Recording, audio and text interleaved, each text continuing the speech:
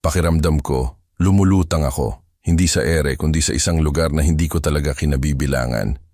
Ganoon ang aking pakiramdam nang imbitahan ako ng aking asawa, si Clara, para maghapunan kasama ang kanyang boss, si Don Roberto. Isang paanyaya na, sa simula pa lang, ay nagdala na ng kakaibang kaba sa aking dibdib. Hindi ko maipaliwanag, ngunit may bumubulong sa aking isip na ang gabing iyon ay magiging kakaiba. Hindi tulad ng aming karaniwang mga hapunan, hindi tulad ng aming karaniwang buhay. Ang aming pinagdausan ng hapunan ay isang napakagarang Spanish restaurant sa gitna ng Makati. Isang lugar na halos hindi ko naiisip na papasukan ko. Ang pangalan pa lang nito, El Palacio de las Delicias, ay nagbibigay na ng imahe ng yaman at luho, tila isang palasyo para sa mga piling-pili. Nang pumasok kami, bumungad sa akin ang matayog na kisame, ang mga malalaking arko na pininturahan ng mga detalyadong disenyo, at ang mga dambuhalang kandelabra na nagbibigay ng malambot ngunit sapat na ilaw. Ang bawat sulok, bawat palamuti, ay tila sumisigaw ng kasaysayan at kayamanan.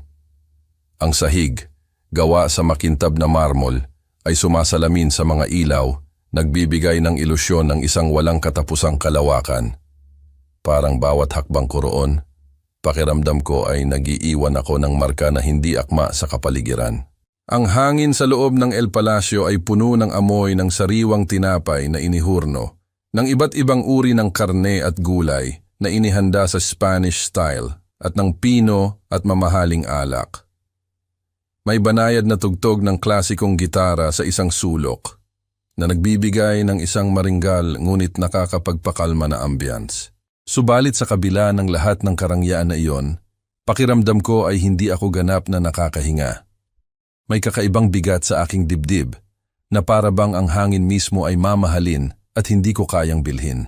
Ang isang hapunan sa ganitong uri ng restaurant ay madalas na lumalagpas sa 50,000 piso, 50,000 pesos, 50,000 piso. Ang halagang iyon sa aking isip ay katumbas ng buong buwan ng sahod ng maraming ordinaryong manggagawa, kasama na ang sahod ng ilang propesyonal. Para sa akin, bilang isang inhinyero ng kuryente na may disenteng kinikita, ang halagang iyon ay hindi rin maliit. Ito ay isang bagay na pinag-iisipan ko ng husto bago ko gastusin, lalo na para sa isang pagkain na magtatapos lang sa tiyan.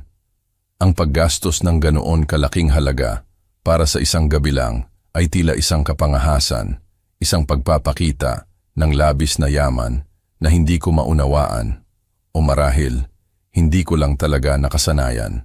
Dito tayo, mahal, ani Clara, habang iginagabay ako sa isang lamesang nasa pinakagitna ng restaurant na may malaking bentana na tanaw ang maliwanag na ilaw ng syudad. Ang lamesa ay bilog, may makintab na puting mantel at may mga kubyertos na kumikinang sa ilaw. Mayroong isang vase ng sariwang bulaklak sa gitna na nagpapatingkad sa kapayakan ng lamesa. Nakaupo na si Don Roberto nang kami ay dumating. Si Don Roberto, isang pangalan na nagdadala ng bigat sa bawat bigkas.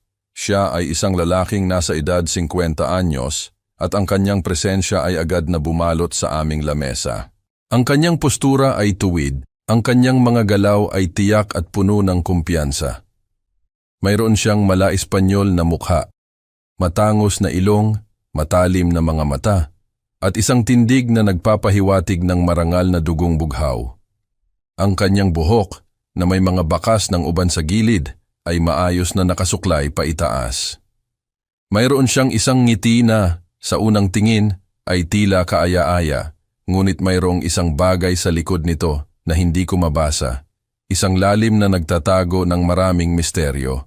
Ang ganoong uri ng dugong bughaw, ang dugong may halong Kastila, ay may iba't ibang kahulugan sa lipunang Pilipino. Para sa ilan, ito ay simbolo ng kasaysayan, ng koneksyon sa kolonyal na nakaraan.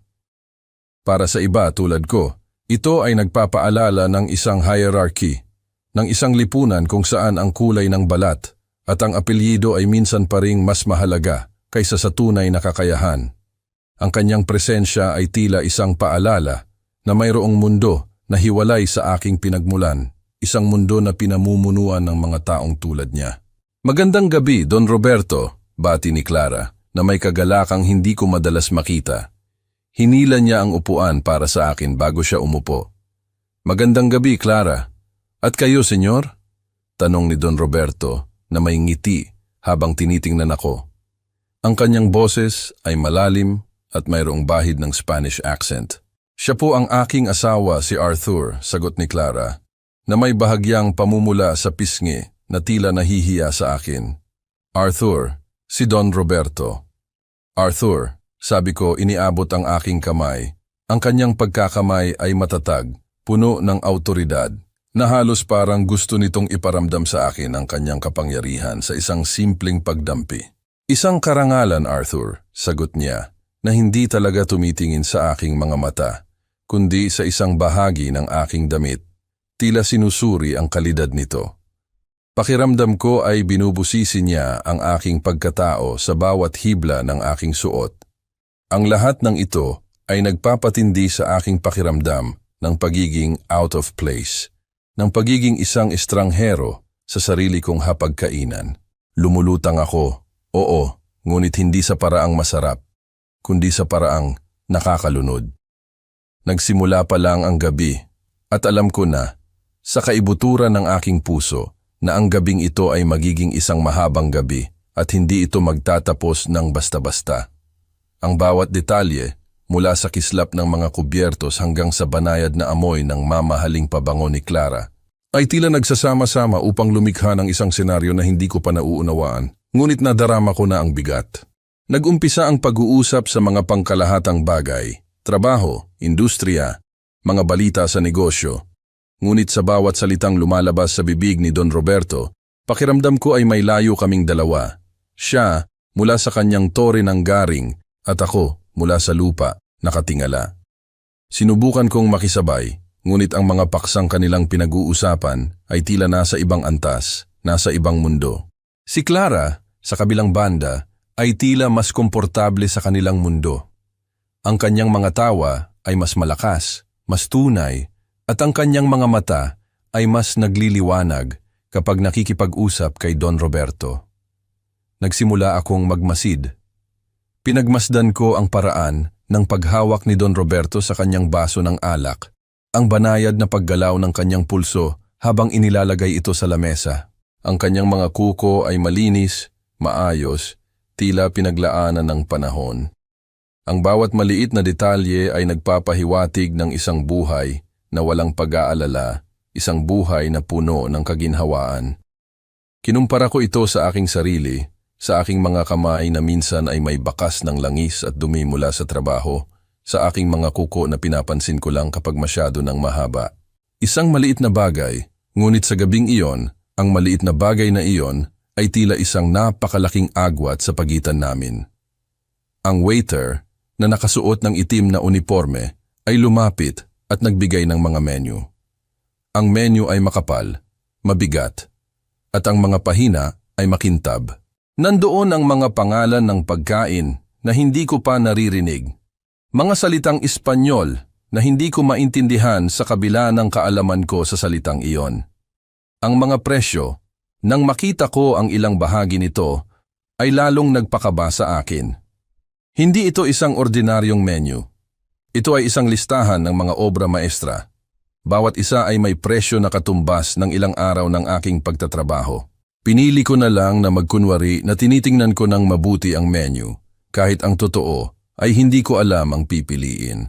Alam kong si Clara ang mamimili para sa akin, tulad ng lagi niyang ginagawa. Naisip ko, sa dami ng kinikita ni Don Roberto, malamang hindi na niya pinapansin ang presyo. Basta masarap, basta bago, basta eksklusibo. Isang kapaitan ang dumaan sa aking dila, kasabay ng imahinasyon ko sa lasa ng alak na nasa lamesa. Habang naghihintay kami sa aming order, narinig ko si Clara at Don Roberto na nag-uusap tungkol sa isang bagong proyekto. Isang malaking deal na kinasasangkutan ng internasyonal na kumpanya. Narinig ko ang mga pangalang binabanggit nila, mga lugar sa Europa na kailan may hindi ko pa napupuntahan. Ang kanilang pag-uusap ay buhay na buhay, puno ng enerhiya at sigasig. Si Clara, na sa karaniwan ay tahimik lang pagdating sa trabaho sa bahay, ay tila nag-iiba. Nagiging mas matalino, mas malalim ang kanyang pag-iisip, mas ambisyosa. Isang bahagi niya na hindi ko madalas nakikita. Nagkaroon ako ng maliit na pag-iisip. Hindi ko ba kilala ng lubusan ng aking asawa? O baka sadyang may bahagi lang siya na hindi ko pa nakikita, na ngayon lang lumalabas dahil kay Don Roberto?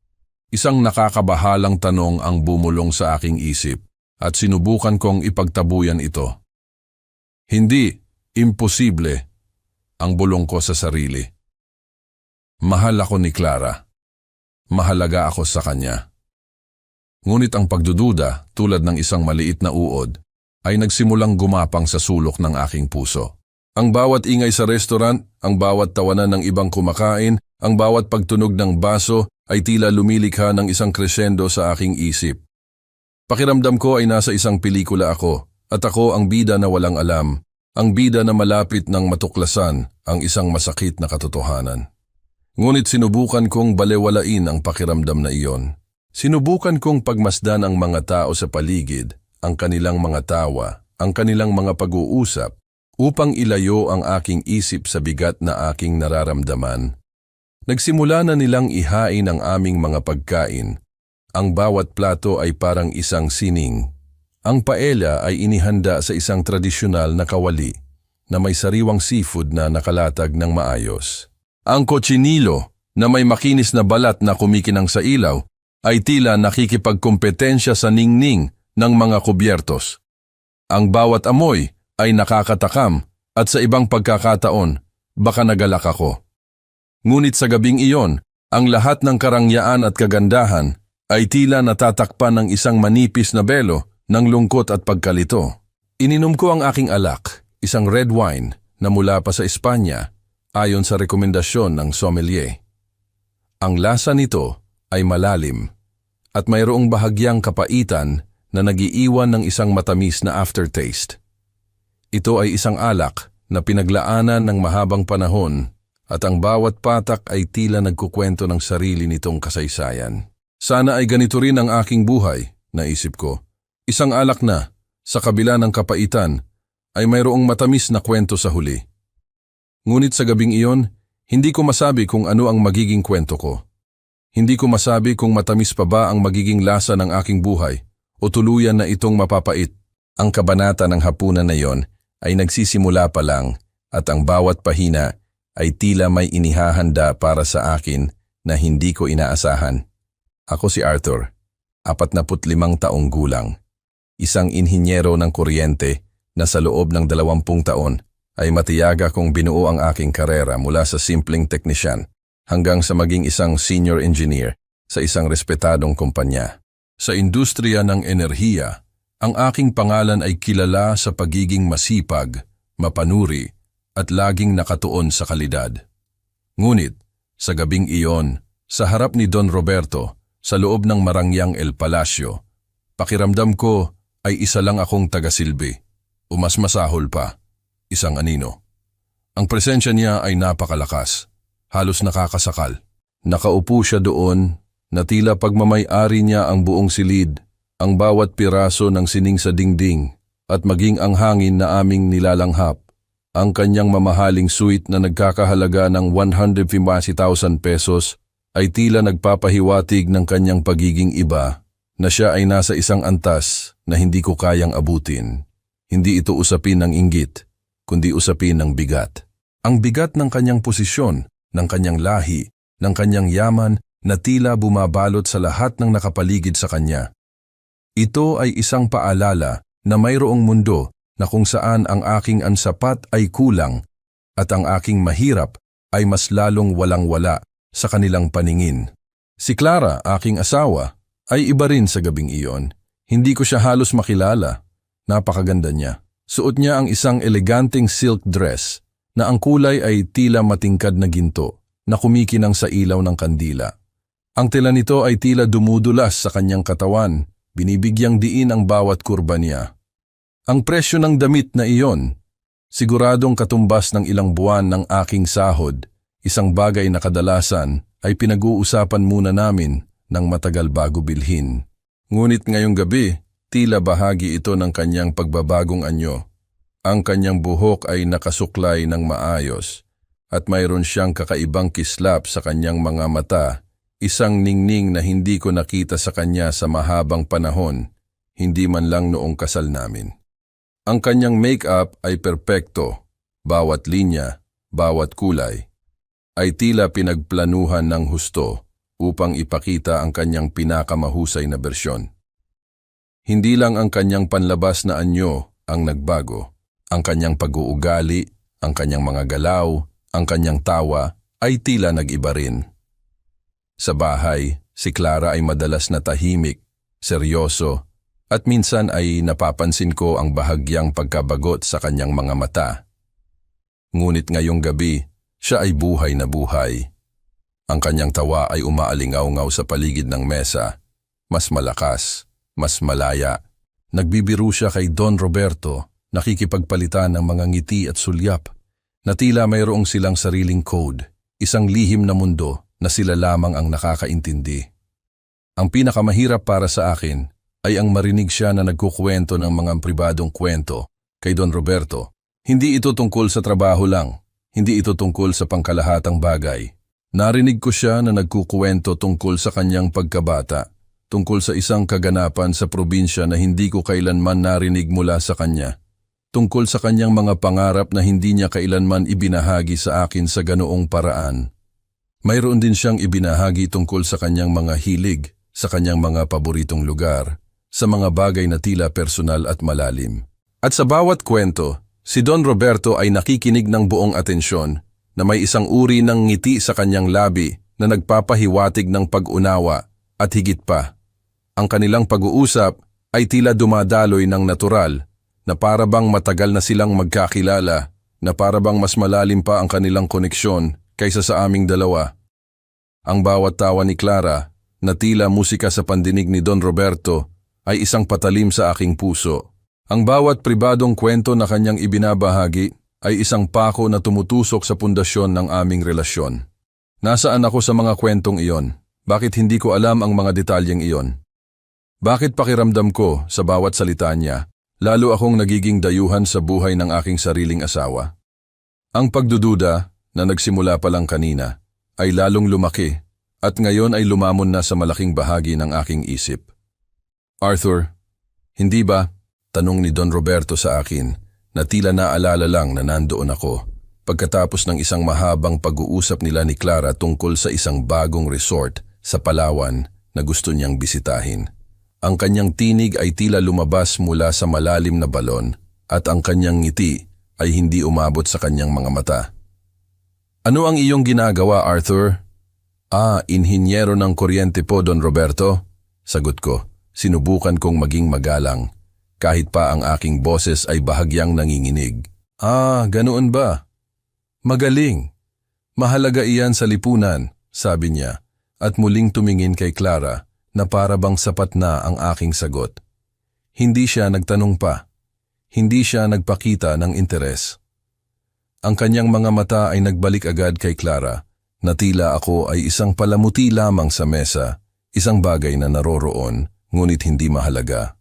Ang pakiramdam ng pagiging labis. Ito ay hindi lamang isang simpleng damdamin. Ito ay isang mabigat na pasanin. Pakiramdam ko ay hindi ako nararapat doon. Hindi ako nabibilang sa kanilang mundo. Ang aking mga suot na sa aking palagay ay disenteng-disente ay biglang naging ordinaryo, tila luma. Ang aking mga salita ay tila walang kabuluhan sa kanilang mga pag-uusap. Ang aking presensya ay tila isang abala lamang. Pinagmasdan ko si Clara habang nakikipag-usap siya kay Don Roberto.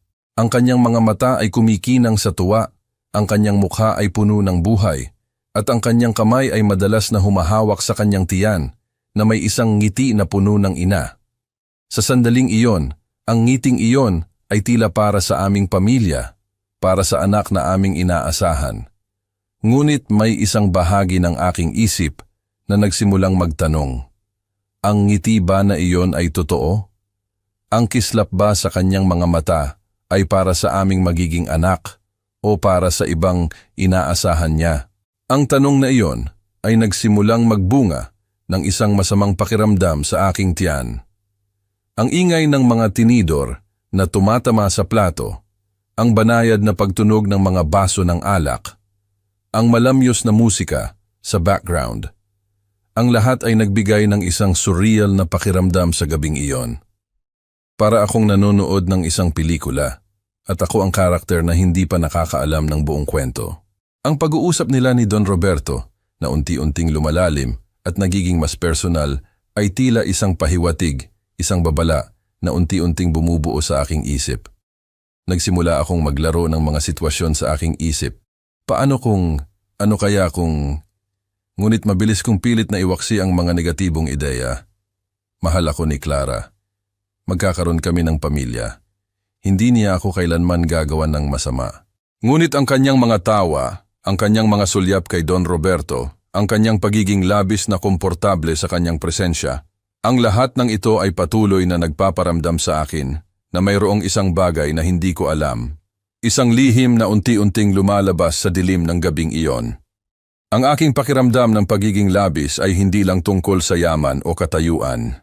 Ito ay ang pakiramdam na ako ay isang hadlang sa kanilang dalawa, isang bagay na kailangan lang na naroroon para makumpleto ang isang formalidad, ngunit hindi talaga bahagi ng kanilang mundo.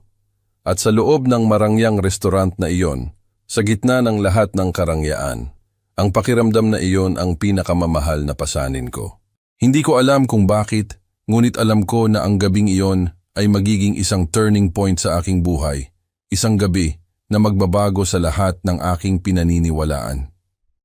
Sa gitna ng lahat ng karangyaan, ng mga mamahaling plato at alak, ng mga tawa at usapan, may isang detalye na mas nagpapabigat sa aking dibdib kaysa sa anupamang bagay. Si Clara ay 3 buwan nang nagdadalang tao. 3 buwan. Sa loob ng 3 buwan na iyon, sa tuwing hahaplusin niya ang kanyang tiyan, sa tuwing makikita ko ang kislap sa kanyang mga mata, ang ngiti sa kanyang labi, ang lahat ng iyon ay inaakala kong para sa aming pamilya, para sa amin, para sa bunga ng aming pagmamahalan, para sa bata na aming inaasahan na magbibigay ng bagong kahulugan sa aming buhay. Bilang isang Pilipino, ang pamilya ay nasa sentro ng lahat ng bagay.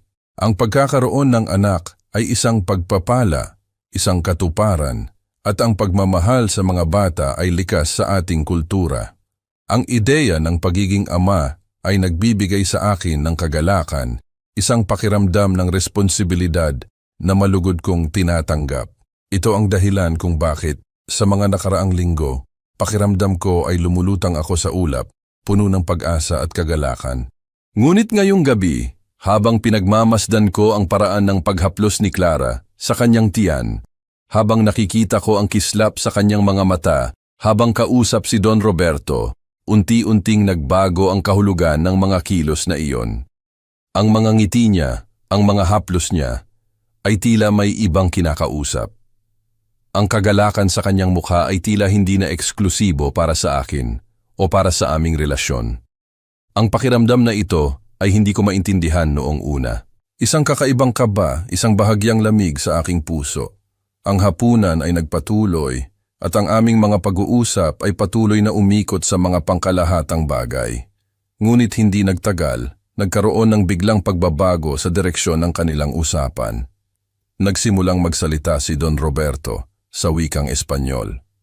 Ang kanyang boses ay naging mas malambing, mas pribado, at ang kanyang mga mata ay tila mas nagliliwanag. Si Clara, sa kabilang banda, ay agad na nakasabay.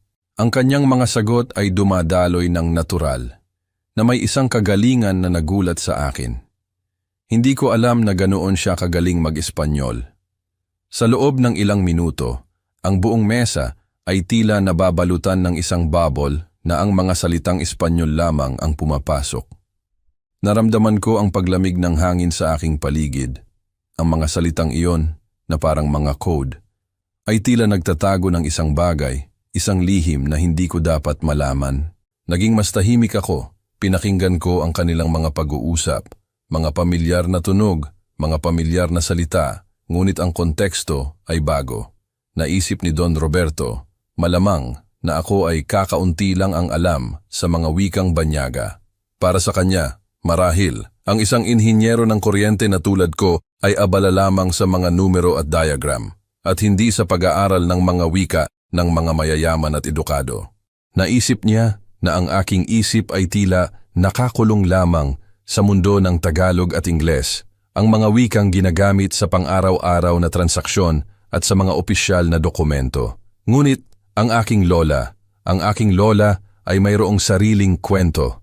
Ang aking lola, si Lola Consuelo, ay may dugong Espanyol, isang matandang dalaga mula sa isang pamilyang mayaman noon na nanirahan sa Cavite. Noon, ang kanilang pamilya ay isa sa mga may malalaking lupain at ang kanyang mga magulang ay purong Kastila na nanirahan dito sa Pilipinas. Ang aming pamilya ay hindi na kasing yaman tulad ng dati, ngunit ang dugong iyon, ang kultura na iyon, ay nanatili sa aming angkan. Si Lola Consuelo ay lumaki sa panahon na ang paggamit ng wikang Espanyol ay tila isang tanda ng pagiging edukado at mayaman. Para sa kanya, ang wika ay hindi lamang paraan ng komunikasyon. Ito ay isang tulay sa kanyang nakaraan, sa kanyang pinagmulan, at sa kanyang mga alaala. Mula pa noong bata ako, sa tuwing dadalaw ako sa kanyang bahay sa Cavite, itinuturo niya sa akin ang wikang Espanyol. Hindi ito sa paraang formal na pag-aaral, kundi sa paraang natural at masaya. Pagkatapos ng tanghalian o sa hapon habang umiinom kami ng mainit na tsokolate at kumakain ng ensaymada, magkukwento siya ng mga lumang alamat ng Espanya, ng mga kanta, ng mga tula at lahat ng iyon ay sa Espanyol. Itinuturo niya sa akin ang mga tamang pagbigkas, ang mga kahulugan ng mga salita, at ang mga wastong gramatika. Hindi ko ito kailanman nakita bilang isang pasanin. Sa katunayan, nasiyahan ako.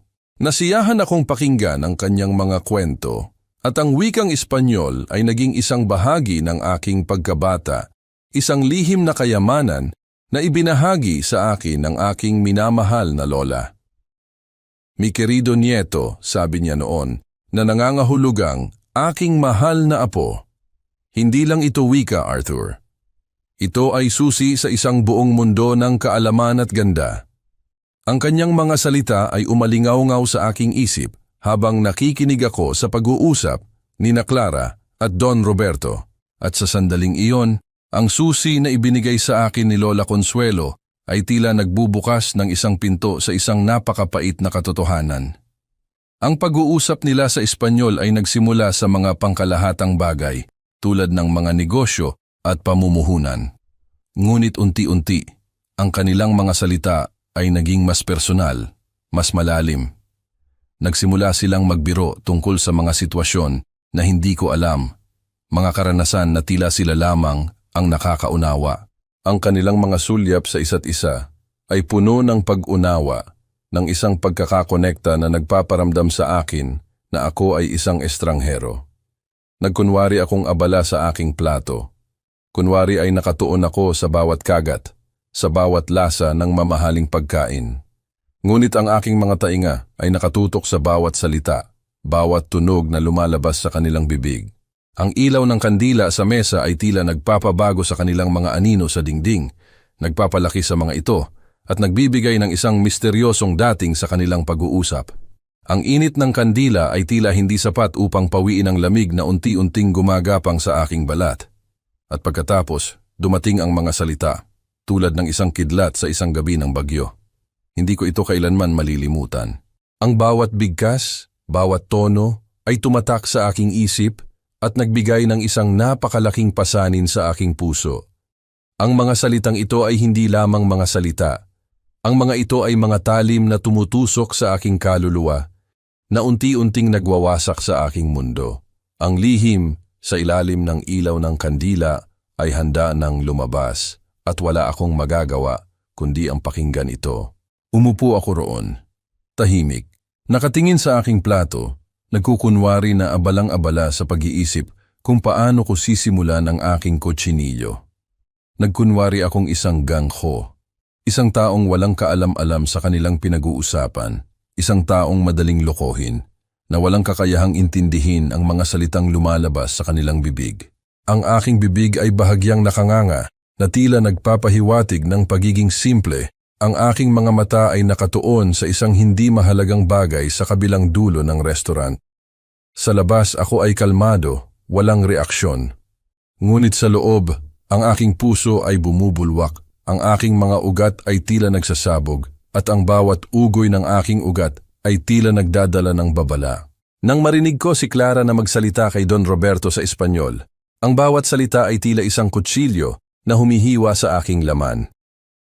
No te preocupes, ang simula niya, na nangangahulugang, huwag kang mag-alala. Ang kanyang boses ay malambing, puno ng pagtitiwala, halos mapaglaro. Este tonto, ang susunod na salita, na nangangahulugang, ang gunggong na ito, o ang uto-uto na ito. Sa bawat bigkas ng salitang iyon, tila mayroong tinig sa aking isip na sumisigaw, Ako? Ako ba ang tinutukoy mo? Este tonto, patuloy ni Clara, na mayroong ngiti sa kanyang labi na hindi ko kailanman nakita, isang ngiti na ngayon ay puno ng paghamak. Está muy feliz con el embarazo. Ay napakasaya sa pagbubuntis. Sa bahaging ito, ang kanyang mga mata ay sandaling sumulyap sa akin, isang sulyap na puno ng pagkamuhi, na tila ako ay isang karakter lamang sa kanyang dula. Sa loob ng ilang sandali, naramdaman ko ang lamig na bumalot sa akin, isang lamig na hindi nagmumula sa aircon kundi sa puso mismo ng aking asawa. At pagkatapos, dumating ang mga salita na pumunit sa aking kaluluwa, na nagwasak sa lahat ng aking pinaniniwalaan, na nagbuwag sa buong pundasyon ng aming buhay. Él criará a tu hijo, sabi niya, creyendo que es suyo. Siya ang magpapalaki sa anak mo, na iniisip na kanya ito. Anak mo, anak mo, anak mo. Ang mga salitang iyon ay umalingaw-ngaw sa aking isip, hindi lamang isang beses, kundi libu-libong beses. Ito ay parang isang martilyo na walang humpay na humahampas sa aking ulo, na unti-unting nagpapabuwag sa aking pagkatao.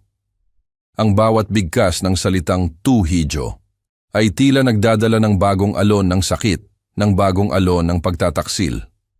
Ang mundo ko sa isang iglap ay gumuho.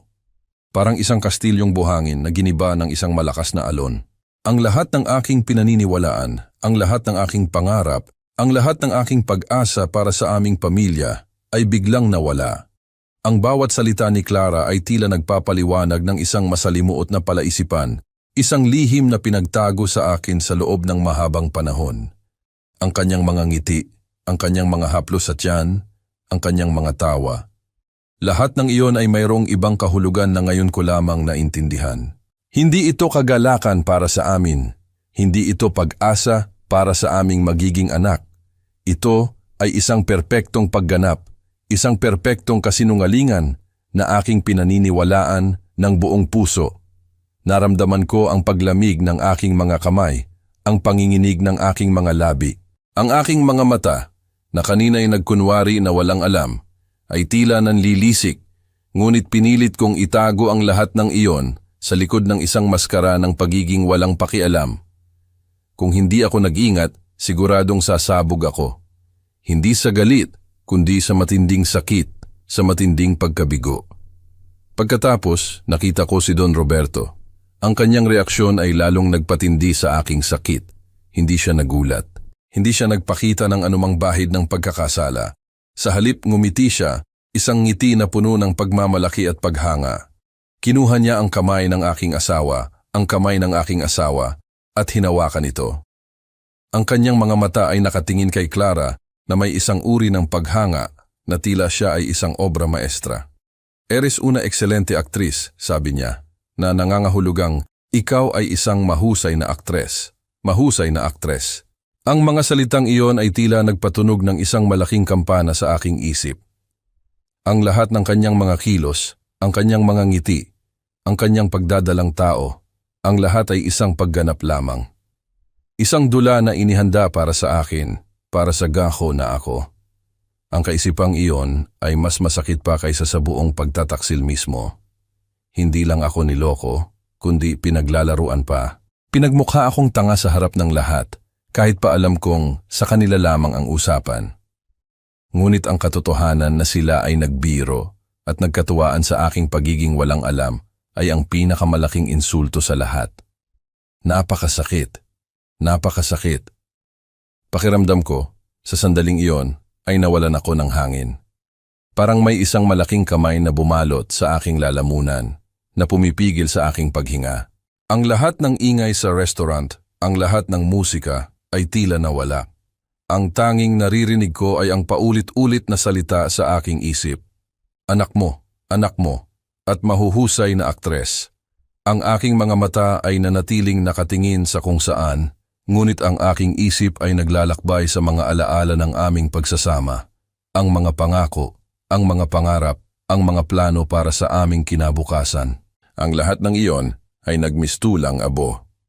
Ang aming kasal, ang aming pagmamahalan, ang aming buhay, lahat ng iyon ay isang malaking kasinungalingan. At sa gitna ng lahat ng karangyaan ng restaurant na iyon, sa gitna ng lahat ng pino at mamahaling bagay, ang pinakamahalagang bagay sa aking buhay ay biglang nawala. Ang tiwala, ang pagmamahalan, ang dangal. Ang aking kamay ay nanginginig, ngunit pinilit kong hindi ito ipakita. Dahan-dahan kong inabot ang baso ng alak sa harap ko. Ang bawat paggalaw ay tila pinagplanuhan ng husto. Bawat galaw ay sinubukan kong kontrolin upang hindi ako magbigay ng kahit anong pahiwatig. Kailangan kong maging kalmado. Kailangan kong maging matatag. Kailangan kong magkaroon ng dignidad kahit pa ang aking mundo ay gumuho na. Hindi ko hahayaan na makita nila ang aking kahinaan. Hindi ko hahayaan na malaman nila kung gaano kalalim ang sakit na kanilang idinulot. Ang aking mga daliri ay humawak sa baso at ang lamig ng kristal ay tila nagbibigay ng kaunting lunas sa init ng galit at sakit na bumabalot sa akin. Naramdaman ko ang mga mata ni Don Roberto at ni Clara na nakatuon sa isa't isa, puno ng kanilang sariling lihim na kasiyahan. Hindi nila alam. Hindi nila alam na ang gangko na iyon ay mayroong sariling lihim. At sa gabing iyon, sa harap ng lahat ng karangyaan, handa akong ipakita sa kanila ang tunay na lakas ng isang taong kanilang pinaglalaruan. Ang pagtataksil na ito ay hindi magtatapos ng basta-basta. Ang gabing ito ay magiging simula ng isang bagong kabanata, isang kabanata na puno ng sakit, ngunit puno rin ng katotohanan. Ang baso ng alak ay nanginginig sa aking kamay, ngunit pinilit kong itago ang panginginig na iyon. Ang mga salita ni na Clara at Don Roberto ay patuloy na umalingaw-ngaw sa aking isip, isang malakas na tunog na tila ayaw mawala. Subalit, sa kabila ng lahat ng sakit at pagtataksil, may isang munting apoy na nagsimulang sumiklab sa aking kalooban. Apoy ng galit, oo, ngunit higit sa lahat, apoy ng dignidad. Hindi ko hahayaan na maging isang gangko lang ako sa kanilang harapan. Hindi ako hahayaan na tapak-tapakan nila ang aking pagkatao ng ganito kadali. Dahan-dahan, sa isang kilos na pinilit kong maging kasing kalmado at natural hanggat maaari, inabot ko ang bote ng alak na nakalagay sa gitna ng mesa.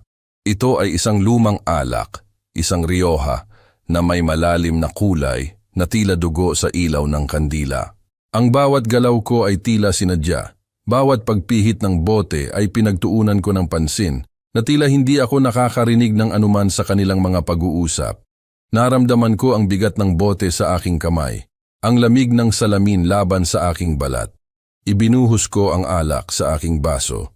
Isang mabagal, halos seremonyal na pagbuhos. Pinuno ko ang baso hanggang sa gilid at ang bawat patak ay tila nagdadala ng bigat ng aking damdamin. Pagkatapos, walang imik, ibinuhos ko rin ang alak sa baso ni Clara. Ang kanyang baso ay halos walang laman na at ang pagbuhos ko ay tila walang kahulugan sa kanya. Ngunit sa akin, ito ay isang kilos na puno ng kahulugan. Isang huling paggalang bago ang digmaan. Ang bawat salita na lumalabas sa aking bibig ay tila isang bomba na sumasabog sa mesa. Ang mukha ni Clara ay muling namutla, ang kanyang mga mata ay lumaki sa takot. Si Don Roberto sa kabilang banda ay nanatiling tahimik, ang kanyang mukha ay puno ng galit at kahihiyan. Hindi niya inasahan ang aking lakas. Hindi niya inasahan na ako ay maglalakas loob na ilantad ang kanilang lihim sa ganito kahayag na paraan. Napakagaling mong artista, patuloy ko. Ang aking tinig ay bahagyang tumaas, ngunit nanatiling kontrolado. Napakagaling mong magpanggap, Clara. Ngunit hindi ko na kailangan ng anumang paliwanag mula sa iyo. Ang lahat ay malinaw na sa akin. Naramdaman ko ang kanyang pagkabigla. Ang kanyang mga mata ay nagbabasa sa aking mukha. Sinusubukang intindihin kung gaano karami ang aking nalalaman. Ngunit huli na ang lahat. Alam ko na ang lahat. At oras na para ilabas ang lahat ng aking nalalaman. Noong nakaraang buwan, sinabi mo sa akin na nagkaroon ka ng business trip sa Munich, Germany, di ba? Tanong ko, ang aking boses ay malalim at ang bawat salita ay mayroong bigat. Ang aking mga mata ay nakatingin direkta kay Don Roberto na tila binabasa ang kanyang bawat reaksyon. 2 linggo ka ron. Sinabi mo sa akin na napakaraming kailangan mong asikasuhin na halos hindi ka na makatulog dahil sa dami ng trabaho. Sinabi mo sa akin na napakahirap ng biyahe at halos hindi ka na nakakakain ng maayos. Ngunit ang totoo, Clara, patuloy ko, ang aking mga mata ay bumalik sa kanya. Ang business trip na yon ay hindi lang basta business trip, di ba? Ito ay ang inyong secret rendezvous, ang inyong pagkakataon para maging magkasama nang walang makakaalam. Hindi ba ito ang panahon kung kailan ka nabuntis? Hindi ba iyan ang oras kung kailan kayo nagplano ng lahat ng ito? Sa sandaling iyon, ang huling bahagi ng aking akusasyon ay tila nagpabagsak sa kanya. Ang kanyang mga mata ay nanliit sa takot at ang kanyang bibig ay bahagyang nakabukas. Sinusubukang magsalita, ngunit walang salitang lumabas. Ang kanyang mga kamay ay humawak sa kanyang tiyan na tila sinusubukan nitong itago ang lihim na ngayon ay lantad na. Si Don Roberto, sa kanyang bahagi, ay umubo at ang kanyang mukha ay naging pula. Ang kanyang kumpiyansa ay nawala at ang kanyang mga mata ay nagpapalit-palit sa pagitan ko at ni Clara, na tila sinusubukan nitong maghanap ng paraan upang makatakas sa sitwasyon. Ang kanyang mga kamay ay humawak sa baso, tila nanginginig din ito. Ang kanyang pagiging dugong bughaw ay tila nawala sa isang iglap, napalitan ng isang mukha na puno ng kahihiyan at galit. "Huwag ka nang magpanggap, Clara," sabi ko. Ang aking boses ay ngayon ay puno ng kalungkutan, ngunit nanatili itong matatag. Alam ko na. Alam ko na ang lahat. Ang pagbubuntis na ito, ang lahat ng iyong mga kasinungalingan, ang lahat ng iyong mga plano, ay nakaplano ng maigi. Hindi ito isang aksidente. Hindi ito isang pagkakamali. Ito ay isang pagtataksil. Ang aking huling mga salita ay tila nagpatahimik sa buong restaurant. Kahit pa ang aming mga boses ay hindi ganoon kalakas, ang bigat ng aming mga salita ay tila nadarama ng lahat. Naramdaman ko ang ilang sulyap mula sa ibang kumakain, ngunit hindi ko na pinansin ang mga ito. Ang aking mundo ay gumuho na, ang aking pamilya ay nawala na. At ang lahat ng iyon ay dahil sa kanilang pagtataksil, sa kanilang mga kasinungalingan. Tumingin ako kay Clara, ang aking asawa. Ang babaeng aking pinakasalan, ang babaeng aking minahal ng buong puso, ay ngayon ay isang estranghero na puno ng kasinungalingan. Ang kanyang mukha ay puno ng mga luha, ngunit ang mga luha na iyon ay hindi luha ng pagsisisi, kundi luha ng takot at kahihiyan. Hindi ko na siya nakikita. Ang nakikita ko na lamang ay ang kanyang pagtataksil, ang kanyang pagiging isang ekselente aktris na naglaro sa aking damdamin. Ang hapunan na dapat sana ay isang masaya at pribadong gabi ay naging isang pampublikong pagtatanghal ng kanilang kasalanan at ng aking sakit. Ang mga kasinungalingan ay nagpatuloy, oo, ngunit ang katotohanan ay mas malakas. At sa gabing iyon, sa harap ng lahat ng karangyaan, ang katotohanan ang nanalo.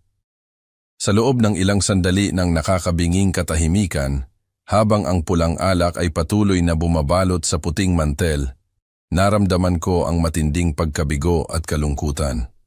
Ngunit sa likod ng mga damdaming iyon, mayroong isang bahagi ng aking pagkatao na muling bumangon, ang pagiging inhinyero. Ang isang inhinyero ay laging nakatuon sa datos, sa mga numero, sa lohika. Hindi sa damdamin, kundi sa katotohanan. At ang katotohanan ay mayroon pa akong dapat gawin. Dahan-dahan, sa isang kilos na pinilit kong maging may kontrol, tumayo ako. Ang tunog ng paghila ng upuan ay tila napakalakas sa katahimikan ng restaurant. Ang aking mga mata ay nakatingin kay Don Roberto, isang titig na puno ng hamon, puno ng paghamak. Si Clara ay nanatiling nakaupo, ng kanyang mukha ay basa ng luha na tila isang estatwa ng kalungkutan. Don Roberto, sabi ko, ang aking boses ay kalmado, halos walang emosyon, na tila nagbigay ng isang seryosong pahayag sa negosyo. Malamang ay naubos na ang iyong gana sa pagkain, hindi ba? Gayon din ako. Ang aking mga mata ay sandaling sumulyap sa mantsa ng alak sa mantel. Mayroon pa akong kailangang asikasuhin. Ang isang ito ay dapat nang tapusin. Tumigil ako ng bahagya, at pagkatapos ay idinagdag ko na may isang maliit na pait sa aking boses. Kailangan kong umalis. Ngunit, dahil ang lahat ng ito ay nagsimula sa inyong pagkakasala, sa inyong kasinungalingan, ang hinihingi ko lang sa iyo ay ang bayaran mo ang hapunan na ito. Ito ang pinakakaunti mong magagawa. Ang aking mga salita ay tila isang suntok sa mukha ni Don Roberto. Ang kanyang mga mata ay nanliit sa galit, ngunit wala siyang magawa. Alam niya na nasa likod niya ang kanyang pagkakamali. Ang kanyang posisyon, ang kanyang reputasyon, ang lahat ng iyon ay nakasalalay sa isang munting pormalidad.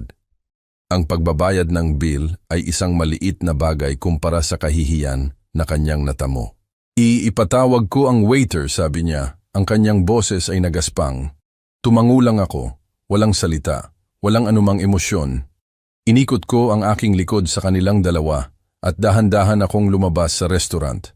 Ang bawat hakbang ko ay tila mabigat, ngunit puno ng resolusyon. Ang aking puso ay duguan, oo, ngunit ang aking isip ay malinaw.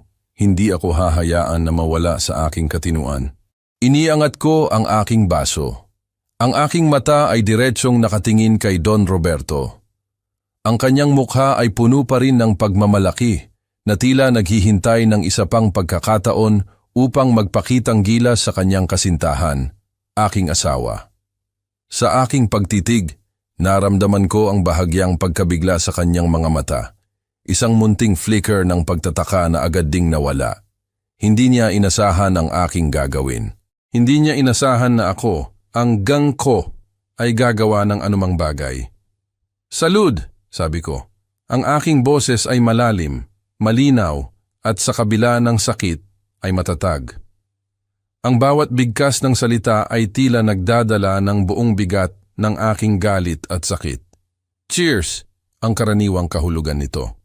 Ngunit sa aking pagbigkas mayroong isang bagay na naiiba, isang bagay na mas malalim. Salud, ulit ko, na may bahagyang ngiti sa aking labi. Isang ngiti na hindi umabot sa aking mga mata, isang ngiti na puno ng kapaitan. Sa mga bagong simula at sa pagtatapos ng mga ilusyon. Ang mga salitang iyon binitawan ko sa perpektong Espanyol. Bawat tono, bawat bigkas ay tumpak. Hindi ako gumamit ng accent ng Pilipino na sanay silang marinig. Gumamit ako ng isang malalim, matatas na Espanyol, na para bang ako ay lumaki sa isang lumang hasyenda sa Espanya. Ang aking pagbigkas ay walang bahid ng pagdududa, walang bahid ng pag-aatubili. Ito ay isang pahayag, isang deklarasyon. Ang epekto ng aking mga salita ay agad na nakita. Ang mukha ni Clara ay biglang namutla. Nawala ang lahat ng kulay sa kanyang balat at tila ang kanyang mga pisngi ay hinila ng bigla ang pagkabigla. Ang kanyang mga mata na kanina'y puno ng buhay at kislap ay lumaki at puno ngayon ng matinding takot at gulat. Parang nakakita siya ng multo. Ang kanyang bibig ay bahagyang nakabukas, ngunit walang salitang lumabas. Ang kanyang pagiging ekselente aktris ay biglang nawala. Ang maskara ay nahulog. Ang baso sa kanyang kamay ay nagsimulang manginig. Hindi lang basta nanginginig, kundi nanginginig ng husto, ng walang kontrol. Ang alak, ang mamahaling red wine, ay nagsimulang tumalsik mula sa baso. Hindi lang iisang patak, kundi sunod-sunod na patak na tila isang malaking sugat na biglang nagdurugo. Dumaloy ito sa puting mantel, na gawa sa mamahaling linen. Ang matingkad na kulay ng alak ay sumabog sa malinis na puti ng tela na parang isang malaking marka ng dugo. Isang bakas ng dugo, isang simbolo ng pagkawasak. Ang pagdami ng pulang alak sa puting mantel ay tila nagpapahiwatig ng kanyang pagtataksil ng kanyang kasalanan na ngayon ay lantad na. Si Don Roberto sa kabilang banda ay mas pinaglaruan ang kanyang reaksyon. Sa simula, ang kanyang mga mata ay nanliit na tila nagtataka. Ngunit sa bawat salita na lumalabas sa aking bibig, sa bawat pagbigkas ko ng bagong simula at pagtatapos ng mga ilusyon, unti-unti siyang nagbabago. Ang kanyang ngiti ay unti-unting nawala. Ang kanyang mga labi ay naging isang tuwid na linya. Ang kanyang mga mata na kanina'y puno ng pagmamalaki ay naging matalim na tila mayroong kakaibang pagtataka. Pagkatapos, ang kanyang pagtataka ay napalitan ng isang uri ng pagkalito at sa huli, ng galit. Naintindihan niya. Naintindihan niya ang lahat ng aking sinabi, hindi lamang ang salita, kundi ang kahulugan, ang bigat.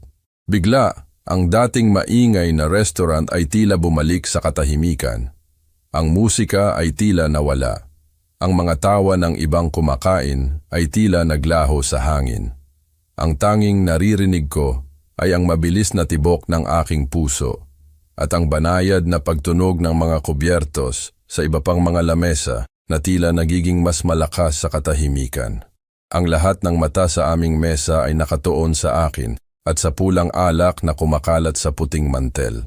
Sa sandaling iyon, sa loob ng katahimikan na iyon, naramdaman ko ang isang kakaibang halo ng damdamin. Sakit, oo, dahil sa pagtataksil na aking natuklasan. Ngunit mayroon ding isang pakiramdam ng kapangyarihan. Kapangyarihan na magsalita ng totoo. Kapangyarihan na ilantad ang kanilang mga kasinungalingan. Sa loob ng maraming sandali, hinayaan ko silang makita ang kanilang sariling pagkakamali, ang kanilang sariling kahihiyan. Ang pulang alak sa mantel ay isang tahimik na saksi, isang testamento sa kanilang pagtataksil at sa aking sakit. Hindi pa ako tapos. Ito ay simula pa lang. Ang salud na iyon ay hindi isang pagbati. Ito ay isang deklarasyon ng digmaan. Ito ay ang huling pagkakataon na sila ay magtatago sa likod ng mga lihim at kasinungalingan. At sa loob ng marangyang El Palacio, sa harap ng lahat ng pagpapanggap, handa akong ibunyag ang lahat ng kanilang tinatago. Ang hapunan ay hindi pa tapos. Ito ay nag-uumpisa pa lamang. Ang pulang mantsa ng alak sa puting mantel ay patuloy na lumalaki, tila isang dumudugong sugat na unti-unting lumalawak. Ang katahimikan sa pagitan namin ay napakabigat, halos hindi namin mailanghap ang hangin. Ang mga mata ni na Clara at Don Roberto ay nakatuon sa akin, puno ng gulat, takot at pagkamuhi. Ngunit kahit sa kabila ng lahat ng iyon, ang instinto ng isang sinungaling ay mabilis na gumana. Si Clara ang unang bumasag sa katahimikan. Ang kanyang boses ay nanginginig, halos hindi marinig. Mahal ko, sabi niya. Gamit ang isang tono na puno ng pagmamakaawa, na tila sinusubukan pa ring magkunwari na walang nangyari. Ang kanyang mga mata ay nagbabaka sakali, sinusubukang humanap ng anumang pag-asa. Anhyew Lam Roy, mahal ko, nagkakamali ka lang. Ang kanyang mga kamay ay sinubukang abutin ang aking kamay. Ngunit umatras ako na tila siya ay isang nakakapaso. Hindi, mahal ko. Patuloy niya, mas malakas ang boses. Sinusubukang magpakita ng kumpiyansa. Mchijang noi ve kong viek, veduan moay. Nagsasalita lang ako tungkol sa trabaho, tungkol sa bagong proyekto. Sa bawat salitang lumalabas sa kanyang bibig, lalo akong nakakaramdam ng galit, hindi lang dahil sa kasinungalingan, kundi dahil sa kanyang pagiging desperado. Matapos ang lahat ng iyon, may lakas pa rin siyang magsinungaling sa akin na tila ako ay tunay ngang isang tonto. Ang kanyang mga salita ay dumaloy sa akin, walang anumang epekto. Ang sakit sa aking puso ay mas malalim kaysa sa anumang kasinungalingan na kaya niyang sabihin. Ang kanyang mga paliwanag ay tila nagpapabago sa katotohanan, ngunit para sa akin, ang lahat ay malinaw na. Ang bawat kilos, bawat salita na kanyang binitawan kanina sa Espanyol ay tumatak sa aking isip. Ngumiti ako, isang ngiti na puno ng pait at paghamak, Isang ngiti na hindi umabot sa aking mga mata. Tonto, sabi ko. Ang aking boses ay kalmado, ngunit puno ng bigat. Ang salitang iyon ay hindi lang isang salita. Ito ay isang patalim na bumabalik sa kanya, na tumutusok sa kanyang pagkatao. Hindi ba iyan ang tawag mo sa akin kanina, Clara? Isang tonto? Isang gunggong? Ang taong magpapalaki ng anak niya na iniisip na kanya? Hindi ba iyan ang iyong mga salita?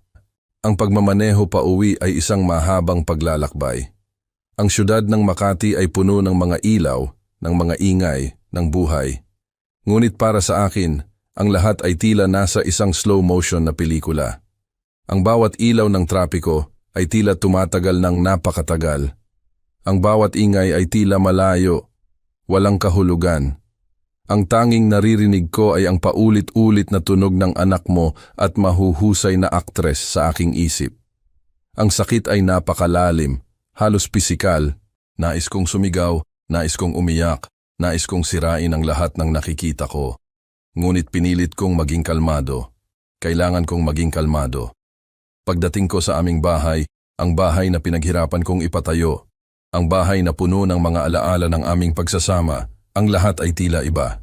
Ang dating mainit at masayang tahanan ay ngayon ay tila malamig at puno ng kasinungalingan.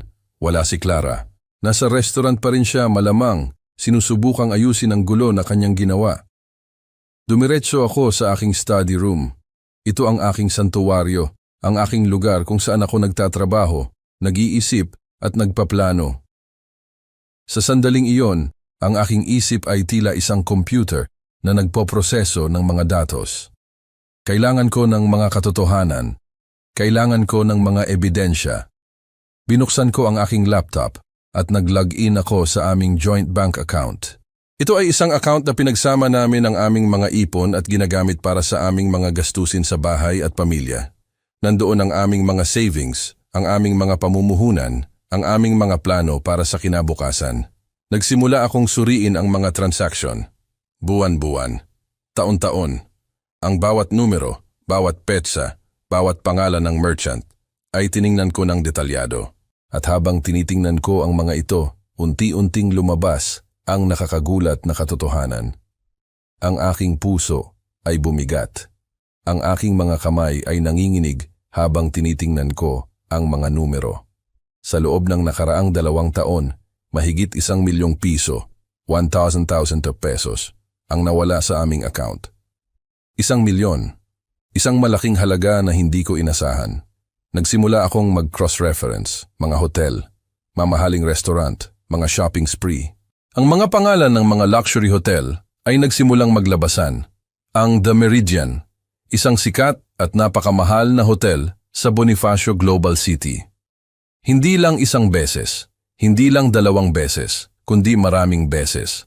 Mayroong mga transaksyon na nagpapahiwatig ng mga pagstay na umaabot sa ilang araw, minsan ay 1 linggo. Ang mga halaga ay napakalaki, sadyang hindi akma para sa isang business trip o bonding ng magkakaibigan na madalas niyang idahilan. Ang mga pangalan sa resibo ay minsan ay Clara Santos o Roberto Garcia, at pagkatapos, nakita ko ito. Isang malaking transaksyon na nagkakahalaga ng 450,000 piso, 450,000 pesos. Isang napakalaking halaga. Ang description ng transaksyon ay luxury jewelry shop. Naalala ko ang isang okasyon kung saan siya ay umuwi na may suot na isang napakagandang diamond bracelet. Nagniningning ito sa kanyang pulso at ang bawat kislap ng brilyante ay tila sumasalamin sa kanyang kagalakan. Para sa akin, yan mahal ko, sabi niya noon na may ngiti. Isang self-reward dahil sa aking pagiging masipag. Pinuri ko siya. Sinabi ko sa kanya na karapat-dapat siya sa lahat ng magagandang bagay sa buhay. Pinaniwalaan ko siya. At ngayon, sa harap ng lahat ng ebidensya, nalaman kong ang self-reward na iyon ay hindi lang basta self-reward.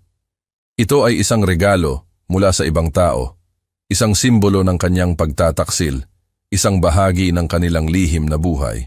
Ang lahat ng ito ay unti-unting nagpapabagsak sa akin. Hindi lang ang pagtataksil sa aming pagmamahalan, kundi pati na rin sa aming mga pinaghirapan.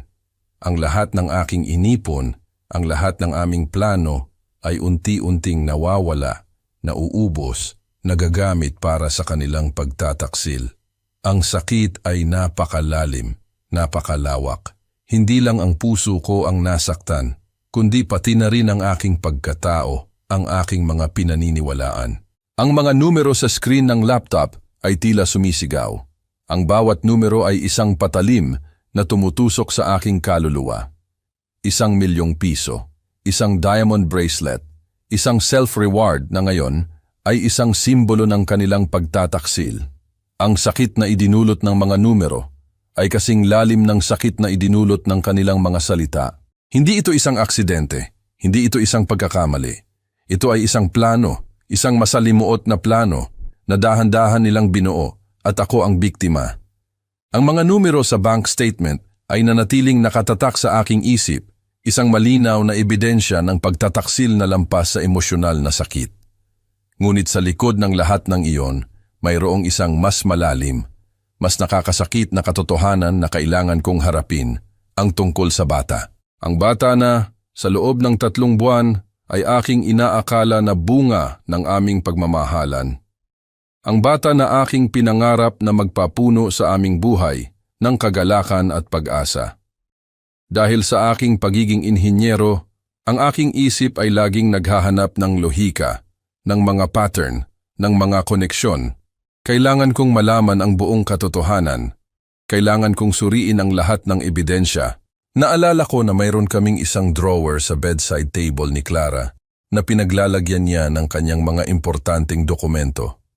Mga resibo, mga papeles sa ospital, mga kontrata sa trabaho.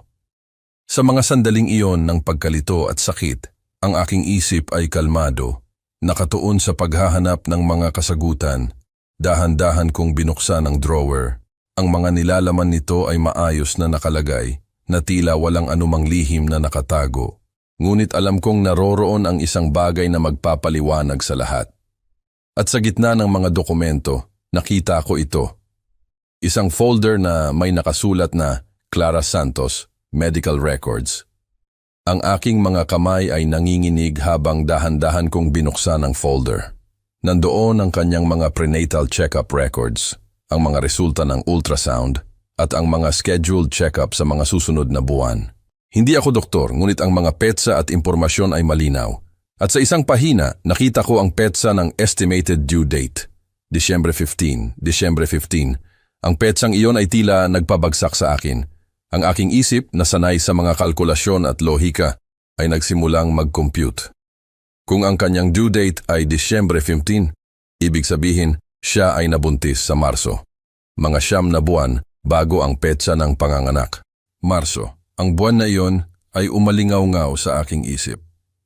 Sa Marso ako ay nasa Cebu. 2 linggo akong nasa Cebu para sa isang mahalagang business trip.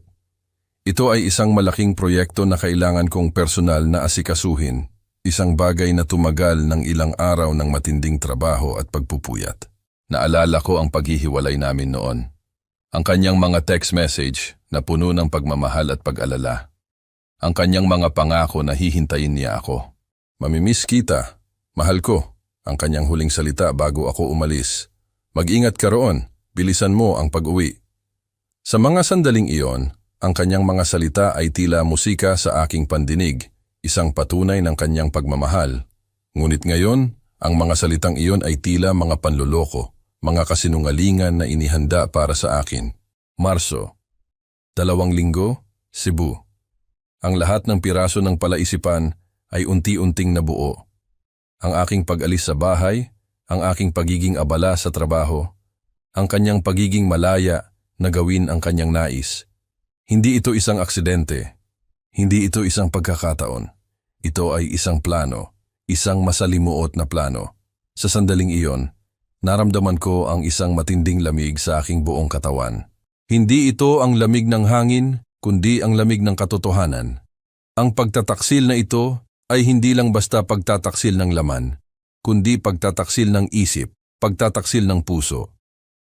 Ang lahat ng ito ay pinagplanuhan ng husto. Bawat detalye ay inihanda, upang ako ay malinlang, upang ako ay maging isang tonto sa kanilang mga mata. Ang pagbubuntis na ito na aking pinaniniwalaan na isang pagpapala ay ngayon ay naging isang simbolo ng kanilang pagtataksil. Ang bata na aking inaasahan na magdadala ng kagalakan ay ngayon ay naging isang patunay ng kanilang kasinungalingan. Hindi ito ang bunga ng aming pagmamahalan, ito ay bunga ng kanilang lihim na relasyon. Ang sakit ay napakalalim. Napakaraming beses kong naisip na baka nagkakamali lang ako, baka may paliwanag ang lahat ng ito. Ngunit ang mga ebidensya ay napakalinaw. Ang mga numero sa bank statement, ang mga petsa sa medical records, ang kanyang mga salita sa restaurant. Ang lahat ng ito ay tumuturo sa isang direksyon, isang masalimuot na pagtataksil, isang planadong panloloko. Pinikit ko ang aking mga mata, naramdaman ko ang mga luha na dahan-dahang dumaloy sa aking pisngi. Hindi ito luha ng kalungkutan lamang, kundi luha ng matinding pagkabigo, ng matinding galit. Ang pagtataksil na ito ay hindi nagawa ng basta-basta. Ito ay pinag-isipan, pinagplanuhan, at isinagawa ng may buong paghamak sa akin at sa aming relasyon. Ang lahat ng aking pinaniniwalaan, ang lahat ng aking mga pangarap para sa aming pamilya, ay unti-unting nawawala. Ang bahay na ito na aking pinaghirapan, ay ngayon ay tila puno ng mga anino ng kasinungalingan. Ang aking pagkatao ay tila nasira, nabasag sa libu-libong piraso. Ngunit sa gitna ng lahat ng sakit na iyon, mayroong isang bagay na nagpakalma sa akin. Ang katotohanan. Ang katotohanan, gaano man ito kasakit, ay nagpapalaya. Hindi na ako isang tonto, hindi na ako maluloko. Nalaman ko na ang lahat, at sa sandaling iyon, sa gitna ng gabi, sa loob ng aming bahay na puno ng kasinungalingan, ginawa ko ang aking desisyon. Hindi ko hahayaan na manatili pa ako sa ganitong uri ng relasyon. Hindi ko hahayaan na manatili pa ako sa ganitong uri ng kasinungalingan. Ang lahat ay magbabago. Ngayong gabi, matatapos na ang lahat. Ang oras ay tila gumagapang ng napakabagal. 12:00 na ng hating gabi. Malamig ang hangin sa aming bahay at ang bawat ingay ay tila mas malakas kaysa sa karaniwan. Nandun ako sa sala, nakaupo sa sofa, naghihintay. Ang aking isip ay malinaw, puno ng mga katotohanan at ebidensya. Ang aking puso ay puno ng sakit, ngunit nanatili itong matatag. Alam kong oras na para sa huling paghaharap. Oras na para wakasan ang lahat ng kasinungalingan. Narinig ko ang tunog ng sasakyan ni Clara na huminto sa labas. Pagkatapos, ang banayad na tunog ng kanyang mga hakbang papasok sa bahay. Ang kanyang mukha ay pagod, ngunit mayroon ding bahagyang ngiti na tila sinusubukan pa ring itago ang lahat ng nangyari kanina sa restaurant. Dumiretso siya sa aming kwarto at narinig ko ang tunog ng pagbukas ng pinto ng banyo. Pagkalipas ng ilang minuto, lumabas siya mula sa banyo. Ang kanyang make-up ay nawala na at ang kanyang mukha ay malinis. Nakapajama siya na tila sinusubukan pa ring maging ang inosente at napagod na asawa na laging umaasa sa pagmamahal ng kanyang mister. Lumapit siya sa sofa at umupo sa kabilang dulo na may malaking agwat sa pagitan namin. "Arthur, mahal ko," sabi niya. Ang kanyang boses ay malambing, puno ng pagmamakaawa na tila walang nangyari. "Ayos ka lang ba? Hindi ka man lang nagpaalam sa restaurant?" Nag-alala ako.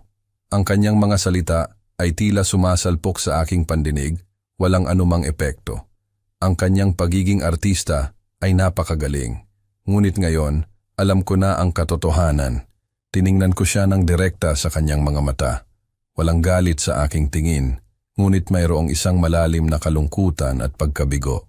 "Clara," sabi ko, ang aking boses ay kalmado, ngunit puno ng bigat. "Huwag ka nang magpanggap. Hindi na kailangan ang lahat ng ito." Ang kanyang mukha ay nagpakita ng bahagyang pagkabigla. Ang kanyang mga mata ay nanliit na tila sinusubukang intindihin kung ano ang aking ibig sabihin. "Ano ang ibig mong sabihin, Arthur?" tanong niya. Ang kanyang boses ay bahagyang nanginginig. "Ang ibig kong sabihin," sagot ko, at dahan-dahan kong inilabas ang isang folder mula sa ilalim ng sofa. Inilapag ko ito sa center table at binuksan ko ang mga nilalaman nito. Nandoon ang bank statements, ang mga resibo mula sa The Meridian, ang detalye ng kanyang mga shopping spree, at ang resibo ng diamond bracelet. At pagkatapos, inilabas ko ang medical records, kasama ang petsa ng kanyang due date at ang aking travel itinerary papuntang Cebu. Narito ang mga ebidensya, Clara, sabi ko. Ang aking boses ay nanatiling kalmado, ngunit puno ng resolusyon. Ang lahat ng iyong ginawa, ang lahat ng iyong mga kasinungalingan, ang lahat ng iyong mga plano ay narito.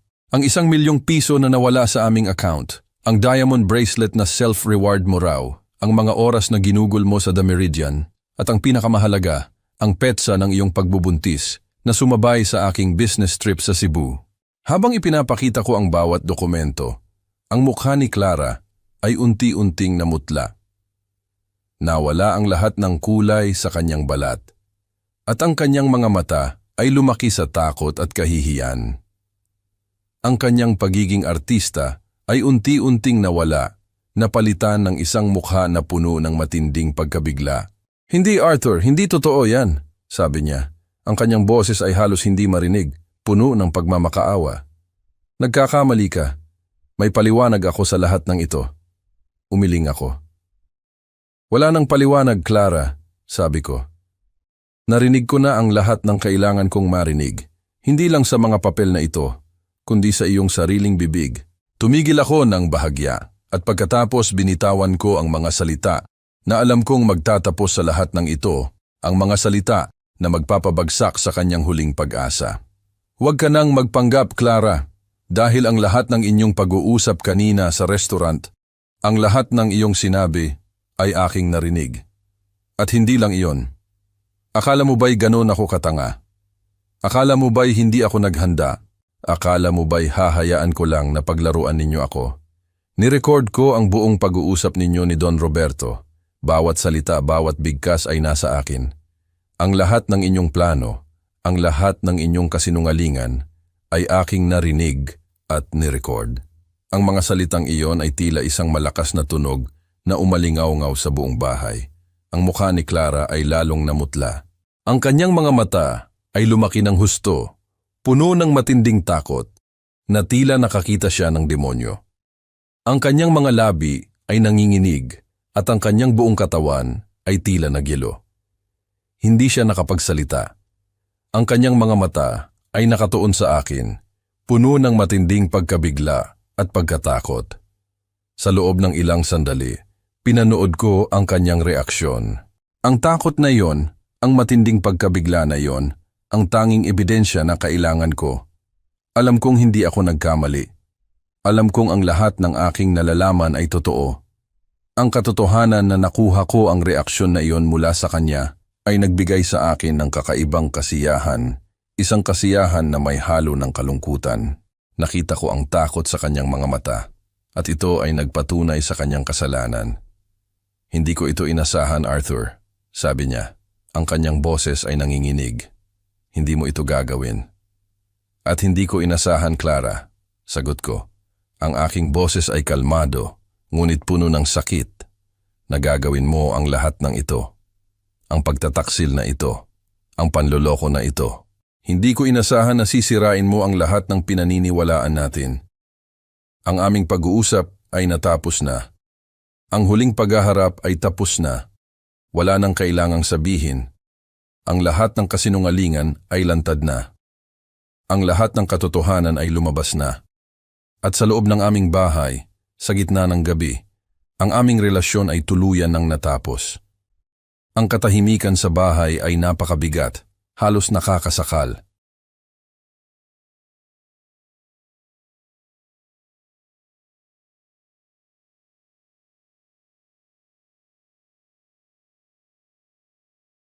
Ang pagtataksil na aking natuklasan ay mas malalim kaysa sa aking inaakala. Ang lahat ng aking pinaniniwalaan ay gumuho. Alam kong wala nang balikan. Ang tiwala ay nawala na. Ang pagmamahal ay nasira na. Ang pundasyon ng aming pagsasama ay tuluyan ng nagiba. Kailangan kong umalis. Kailangan kong lumayo. Kailangan kong hanapin ang aking sariling kapayapaan, gaano man ito kasakit. Dahan-dahan akong tumayo at dumiretso ako sa aming kwarto. Ang kwarto na dati ay puno ng pagmamahalan at init ay ngayon ay tila malamig at walang buhay. Binuksan ko ang aming aparador. Nandoon ang kanyang mga damit, ang kanyang mga gamit, ang kanyang mga alaala. Ngunit wala na akong pakialam sa mga iyon. Ang tanging kailangan ko ay ang aking mga personal na gamit. Kinuha ko ang aking maleta. Hindi ito isang malaking maleta dahil hindi ko naman kailangang dalhin ang lahat. Ang tanging kailangan ko ay ang mga mahahalagang bagay, ang mga bagay na nagpapahiwatig ng aking sariling pagkatao. Ang aking mga libro, ang aking mga importanteng dokumento, ang ilan sa aking mga paboritong damit. Bawat isa ay inilagay ko sa maleta ng dahan-dahan na tila bawat isa ay mayroong sariling kwento, sariling alaala. Habang nag-iimpake, ang aking mga mata ay napunta sa bedside table. Nandoon ang aming wedding ring, ang gintong singsing na simbolo ng aming pangako, ng aming pagmamahalan, ng aming pagsasama habang buhay. Kinuha ko ito. Ang lamig ng ginto ay tila nagpapahiwatig ng lamig ng aking puso. Ito ay isang simbolo ng isang pangako na nasira, ng isang panata na hindi na natupad. Hindi ko ito sinuot. Hindi ko na ito kaya pang suotin. Dahan-dahan ko itong inilagay sa ibabaw ng aking working desk sa tabi ng isang larawan namin noong kami ay ikinakasal pa lamang. Ang larawan ay puno ng saya, puno ng pag-asa, puno ng pagmamahalan. Ngunit ngayon, ang larawan na iyon ay tila nagpapahiwatig lamang ng isang malaking kasinungalingan. Pagkatapos ng ilang sandali ng pag-iimpake, handa na ako. Binitbit ko ang aking maleta at lumabas ako mula sa aming kwarto. Nakaupo pa rin si Clara sa sala. Ang kanyang mga mata ay nakatingin sa kung saan, na tila naghihintay. Huminto ako sa tapat niya. Tiningnan ko siya ng direkta sa kanyang mga mata. Ang babaeng aking pinakasalan, ang babaeng aking minahal ng buong puso, ay ngayon ay isang estranghero na puno ng kasinungalingan. Ang sakit sa aking puso ay napakalalim, ngunit alam kong kailangan kong maging matatag. Clara, sabi ko, ang aking boses ay kalmado, ngunit puno ng bigat. Aalis na ako. Ang kanyang mga mata ay nag-angat at tumingin sa akin. Puno ng luha, puno ng takot. Arthur, huwag mong gawin ito, sabi niya. Ang kanyang boses ay nanginginig. Pakiusap. Pag-usapan natin ito. Umiling ako. Wala nang kailangang pag-usapan, Clara, sagot ko. Ang lahat ay malinaw na. Ang lahat ng kasinungalingan ay lantad na. Wala nang maibabalik. Tumigil ako ng bahagya at pagkatapos ay binitawan ko ang huling mga salita na alam kong magpapabagsak sa kanya. Ang mga salita na magbibigay ng pagtatapos sa lahat ng ito. Maaari mong panatilihin ang bahay na ito. Hindi ko na kailangan ng anumang bagay na nagpapaalala sa akin ng lahat ng sakit na ito. Isang pahayag na hindi dahil sa kabutihang loob, kundi dahil sa ayaw ko na ng anumang bagay na marumi sa kanyang pagtataksil. Ngunit ang batang iyon, patuloy ko, ang aking boses ay matatag, puno ng autoridad, hindi kailanman magdadala ng aking apelyido. Hindi siya magiging anak ko, hindi siya magiging bahagi ng aking pamilya. Ang mga salitang iyon ay tila isang malakas na tunog na umalingaw-ngaw sa buong bahay. Ang mukha ni Clara ay lalong namutla. Ang kanyang mga mata ay lumaki sa takot at pagkabigla. Ang kanyang bibig ay bahagyang nakabukas, ngunit walang salitang lumabas.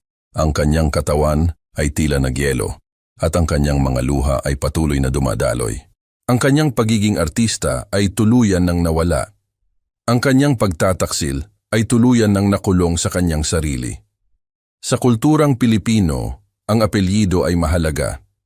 Ito ay isang simbolo ng pagkakakilanlan, ng pamilya, ng mana. Ang pagtanggi sa apelyido ay isang matinding pagtanggi sa bata at sa relasyon. Tinalikuran ko siya. Hindi ako lumingon. Hindi ko na siya tiningnan. Binitbit ko ang aking maleta at lumabas ako sa pinto. Ang sariwang hangin ng gabi ay sumalubong sa akin. Ang mga bituin ay kumikinang sa kalangitan na tila nagpapahiwatig ng isang bagong simula. Pumasok ako sa aking kotse. Ini-start ko ang makina at dahan-dahan akong umalis. Ang mga ilaw ng bahay ay unti-unting lumiliit sa aking rearview mirror na tila naglalaho sa dilim. Ang gabi ay malamig at ang mga kalsada ay tahimik. Habang nagmamaneho ako sa dilim, naramdaman ko ang isang kakaibang halo ng damdamin. Mayroong sakit? Oo. Ang aking puso ay tila dinudugo, ang sugat ng pagtataksil ay sariwa pa. Ang mga alaala ng aming pagsasama, ang mga pangarap na aming binuo, ay tila bumabalik sa akin, na tila mga multo na ayaw akong iwanan. Ngunit sa kabila ng lahat ng sakit na iyon, mayroong isang kakaibang pakiramdam ng kapayapaan. Kapayapaan mula sa lahat ng kasinungalingan. Kapayapaan mula sa lahat ng pagpapanggap. Kalayaan. Isang mapait na kalayaan. Malaya na ako sa lahat ng kasinungalingan. Malaya na ako sa lahat ng panluloko. Ngunit ang kalayaan na ito ay mayroong mabigat na presyo. Ang presyo ng aking puso, ng aking pamilya, ng aking pagmamahalan. Ang kalsada sa harap ko ay madilim at hindi ko alam kung saan ako pupunta. Ngunit alam ko na, sa kabila ng lahat ng sakit, ang aking buhay ay magpapatuloy. Hindi ko alam kung ano ang naghihintay sa akin sa hinaharap, ngunit alam ko na ang aking puso ay magiging mas malakas at ang aking pagkatao ay magiging mas matatag. Ito ay simula ng isang bagong kabanata, isang kabanata na puno ng pagpapagaling, puno ng pagtuklas at puno ng paghahanap ng tunay na kaligayahan.